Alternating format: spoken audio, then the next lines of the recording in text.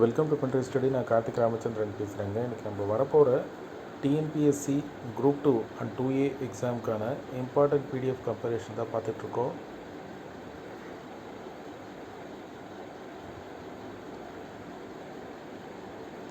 ரெண்டாயிரத்தி 19 2024 வரைக்கும் இருக்கக்கூடிய general studies, general science unit 8 and unit 9 PDF comparison தான்.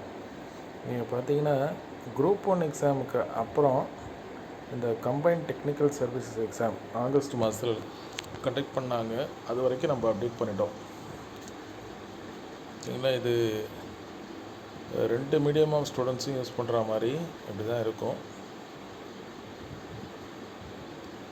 ப்ரீவியஸ் இயர் கொஸ்டின் எந்த அளவுக்கு முக்கியம் அப்படின்னு நான் சொல்லி உங்களுக்கு தெரிய வேண்டியதில்லை.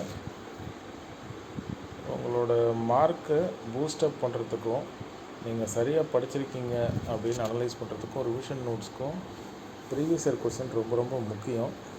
அதனால் நீங்கள் பாருங்கள்.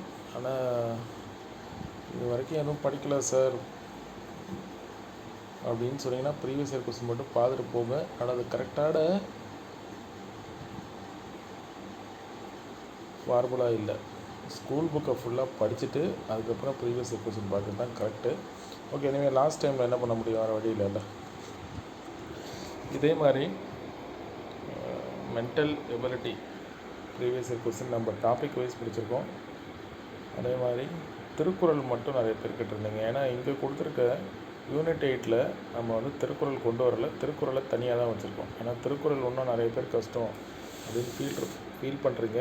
அவங்களுக்கு நீங்கள் பார்த்தீங்கன்னா திருக்குறள் ப்ரீவியஸ் இயர் கொஸ்டினை பாருங்கள், ப்ளஸ் திருக்குறள் சம்மந்தமாக இருக்கிற புக் பேக் கொஸ்டின்ஸ் பாருங்கள். அது போதும். சரிங்களா?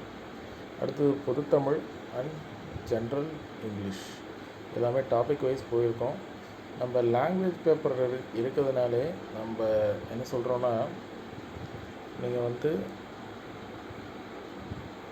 அந்த 125 question language paper plus mental ability அப்படின்ட்டு இருக்கு இல்லையா, அதில் மட்டும் நீங்கள் கிளாரிட்டியாக இருந்தீங்கனாலே போதும்.